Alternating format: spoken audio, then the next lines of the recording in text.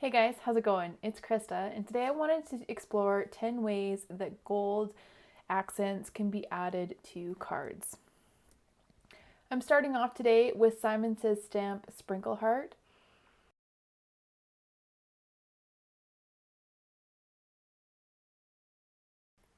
And I'll just go ahead and create a few stencils just out of some scrap cardstock using this die by running it through the die cut machine.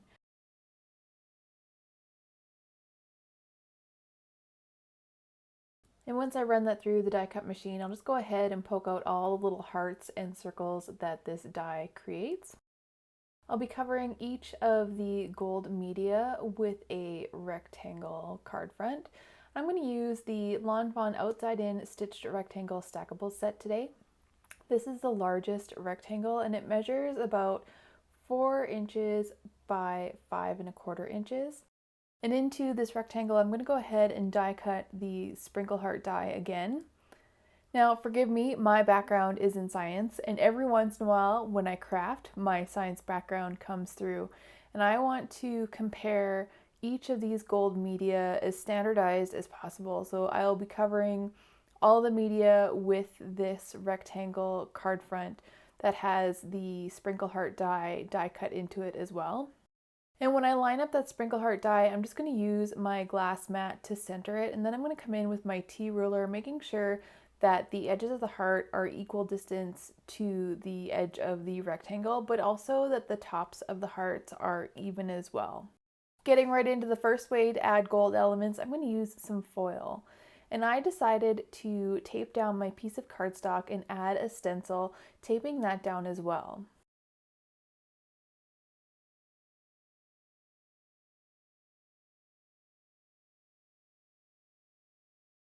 I'll come in next with some palette knives. I just picked these up at my local craft store and I just chose one that I preferred. I'm not sure that the size matters. And I have some Deco transfer gel. As it turns out, I did add a stencil cover to the foil, so the transfer gel wasn't necessary. I just have easily could have used a tape or a glue and foregone the stencil altogether. I just wanted to practice this technique for future cards. So I'll go ahead and take a little bit of the transfer gel with my palette knife and spread it evenly across the surface of the stencil. And I'm making sure to press the transfer gel into each of the openings of the stencil. And once all of the openings of the stencil have been covered with the transfer gel, I'll go ahead and scrape the excess off, making sure to add even and constant pressure as I slide the palette knife across the stencil. It's really important to take the stencil off when the gel is wet, otherwise the stencil will stick to the back cardstock. And I'll go ahead and remove that excess and set it aside to dry for about an hour or until the transfer gel has become clear.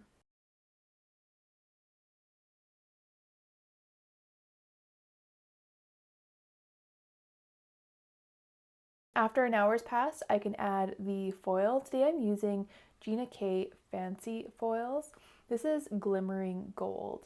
And when placing the foil down onto the cardstock to be transferred, I want to make sure that the side that I want showing is facing up. And the great thing about this technique is you don't need to have a laminating machine or a hot foil machine, just 2 pieces of cardstock and a die cut machine.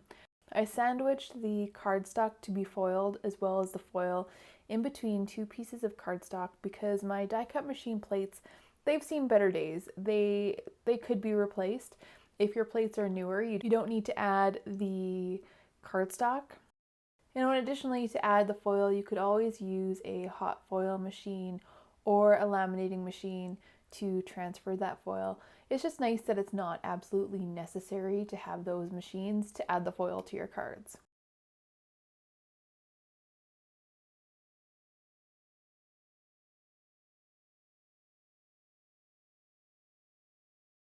Now that that cardstock has been foiled, I'll just trim that down with my paper trimmer.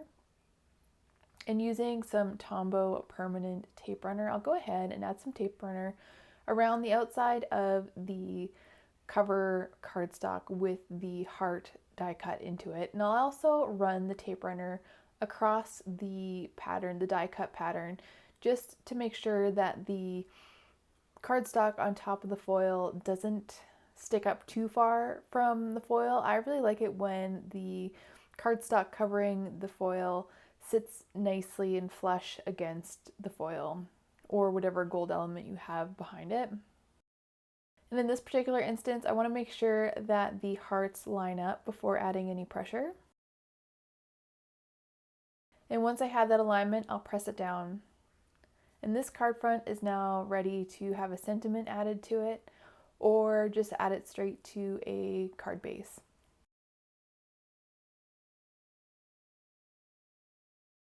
Here's a look at what the foil looks like added behind the sprinkle heart die. The second way to add gold to card fronts is with embellishments and glitter. In this particular instance, I chose to make a shaker, so I'm going to start off with that rectangle die, that stitched rectangle die, with the sprinkle heart die already die cut in it. And I'll cut a piece of acetate down to size. I'm just using my paper trimmer. Exact measurements aren't necessary. All that matters is that it covers the heart window. I have a piece of cardstock, and again, and all that matters is that the cardstock covers the open window area. So I'm just going to go ahead and put some Tombow permanent tape runner around the outside of this heart. And again, I'll put that die cut pattern on top of a piece of scrap cardstock to catch any of the tape runner that might be transferred across through that die cut pattern as I apply tape runner to the back of the heart.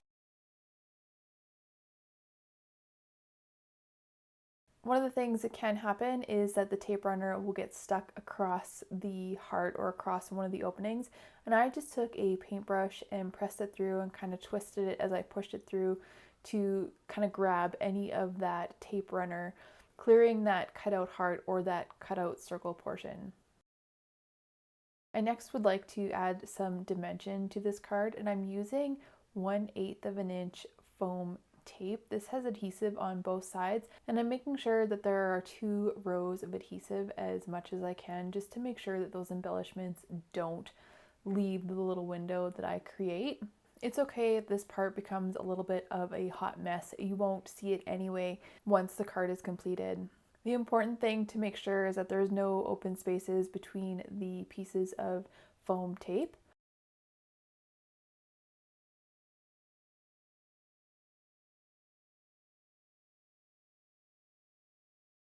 And then to make sure that there's support behind the entire card front, I went ahead and applied some foam tape to the outer edges of the card as well.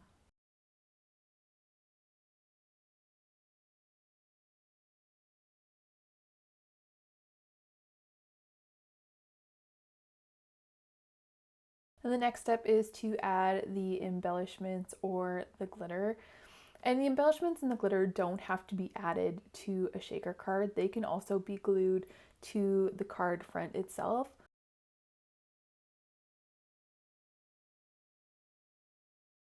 And today I'm using a glass-like embellishment that is in vintage gold. It is a little bit different than the other gold elements that I chose today.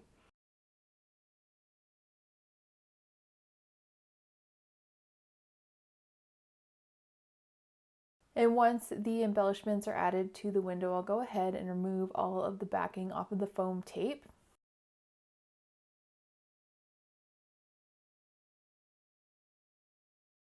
And secure that piece of cardstock closing in that window. And I did notice that I didn't quite get the coverage in foam tape that I wanted.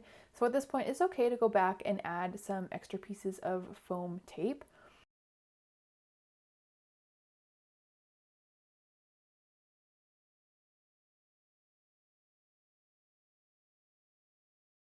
And once I pressed down that piece of cardstock, I still wasn't confident in a couple areas, so I added some washi tape on the back just to really seal it and really hold those embellishments in place.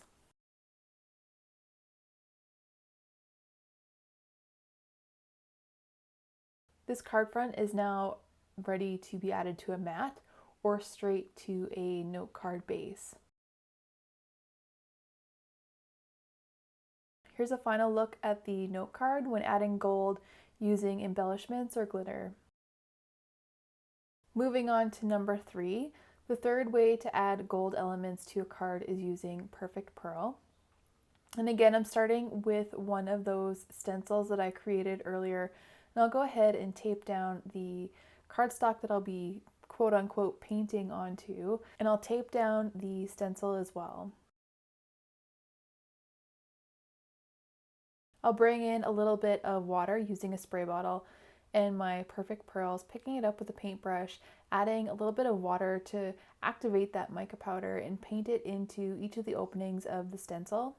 Since I'm adding more cardstock to the front of the gold Perfect Pearl, it wasn't necessary to use a stencil in this case. I very easily could have just painted a solid Perfect Pearl background and positioned the rectangle with the heart cut out into it on top. Using the stencil is handy when using different colors of Perfect Pearls, where the hearts could maybe be colored one color and the little circles other colors, or you can color all the different elements different colors if you prefer.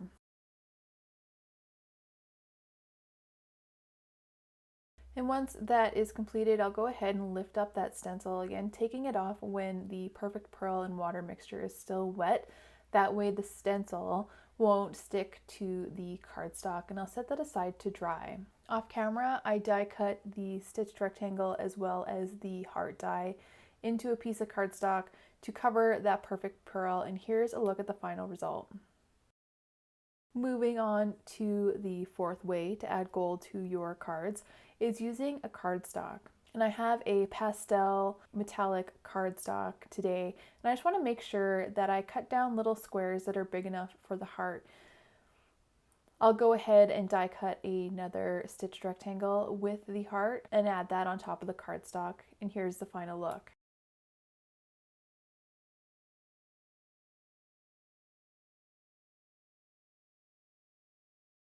Moving on to the fifth way to add gold elements to cards is using tape. And today I have a gold washi tape, and I'm just making sure that the piece of cardstock that I have was once again as big as the heart. And I'll go ahead and cover that cardstock up with washi tape. Washi tape can also be used to create a mat on your cards, and you can also die cut elements out of washi tape colored cardstock as well. The thing to remember about these media for adding gold or other metallic elements to your cards is it's not necessary to use them in this way. They could also be used to die cut sentiments. Some of these can be painted on directly into your cards as highlights. I simply chose this die to compare directly how the different media looked on cards. Once I have that cardstock covered with washi tape, I'll go ahead and I'll bend the sticky ends over. And off camera, I again die cut a rectangle with a sprinkle heart inside. Added some permanent tape runner, and here is the result on what the washi tape looks like. Moving on to the sixth elements, we have embossing powder. And using some Versamark ink, I'm going to go ahead and ink up a piece of cardstock, and I am not concerned about eliminating static because I am going to cover the entire piece of cardstock with my gold embossing powder. Embossing powder can also be used as sentiments, but covering the entire piece of cardstock with a embossing powder is a nice way to create your own glitter cardstock, and I wouldn't recommend this for a large piece of glitter cardstock, but for small pieces it's handy if you have no glitter cardstock on hand.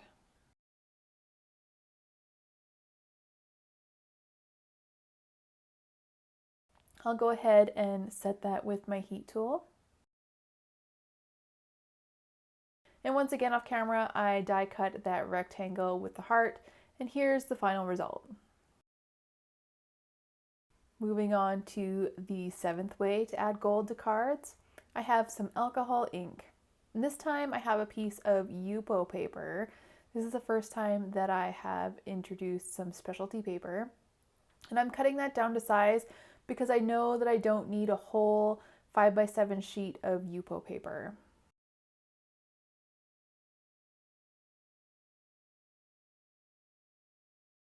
And I just want to make sure that that piece is going to cover the full area of the cutout heart.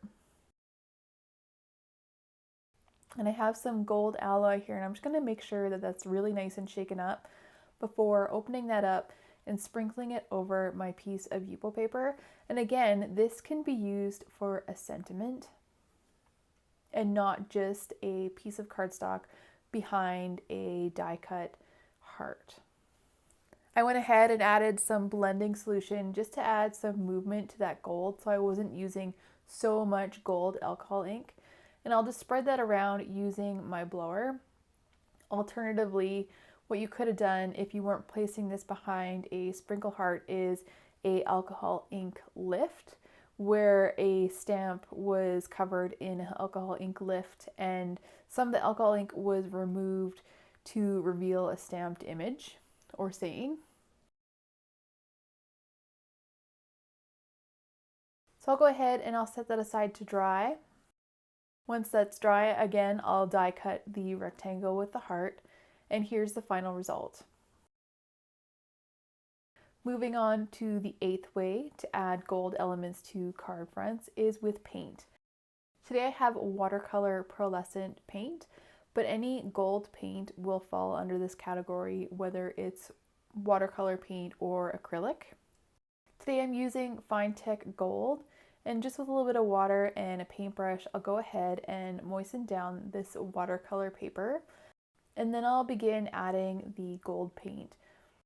The thing that I like about this set is that there are a variety of gold colors to choose from, so I can add some variety in that way. And it's noteworthy that this technique is more of a translucent gold technique than some of the previous techniques. Watercolor gold paint can be used over a sentiment or added to images as well as a highlight. I chose to add some splatters before letting that dry completely and adding it behind the rectangle with the heart die cut out of it, and here's the final result.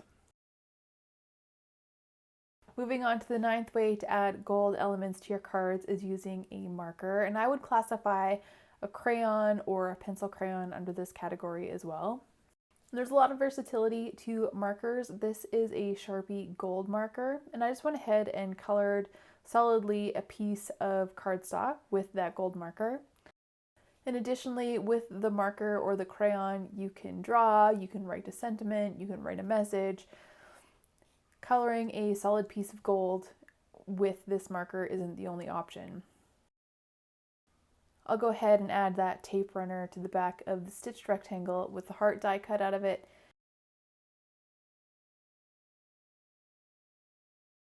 Clear out that tape runner from any of the openings and attach the card front to the piece of gold cardstock.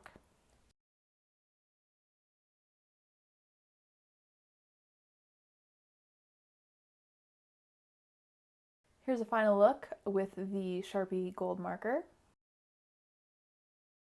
And number 10, and certainly my favorite, is using faux gold flakes. So I have a couple pieces of cardstock, some gold flakes that I picked up at my local craft store, and today I'm using some Mod Podge. Reading the instructions on these faux flakes, there are specialty adhesives and some sealants when it comes to the gold flakes. However, I'm only adding it to a card front. I'm not adding it to something like a picture frame. So I think the Mod Podge will be okay. And using a paintbrush, I'm just going to go ahead and paint that Mod Podge onto the cardstock. I'll come in with another paintbrush using those gold flakes, and the instructions did say to use a pair of tweezers for this step, but I found that picking up the gold flakes with a paintbrush worked equally as well. And I'm just going to go ahead and I'm going to brush those gold flakes across the Mod Podge. Now with Mod Podge, you have to work quickly because I found that it did dry rather quickly. In a moment, I'll come in with some more Mod Podge and add Mod Podge and Gold Flakes pretty much one right after the other, just so that Mod Podge doesn't dry before I have a chance to add the Gold Flakes. I like how this produces an effect that isn't solid. There's a lot of movement to it and a lot of unevenness to it. I'm just going to go ahead and add Gold Flakes and glue until I'm happy with the final result. And once I'm happy, I'm going to come in with a clean, dry, and stiff paintbrush and just brush off any of the excess flakes. And using this larger paintbrush does produce a smooth surface. And again, you could use this to die cut sentiments if you wanted to, or to create an entire background. The thing that I like the most about this is it looks like a faux shaker. Here's a look at the final result. And one last look at all of the cards together. Thank you so much for stopping by. We'll see you next time. Bye for now.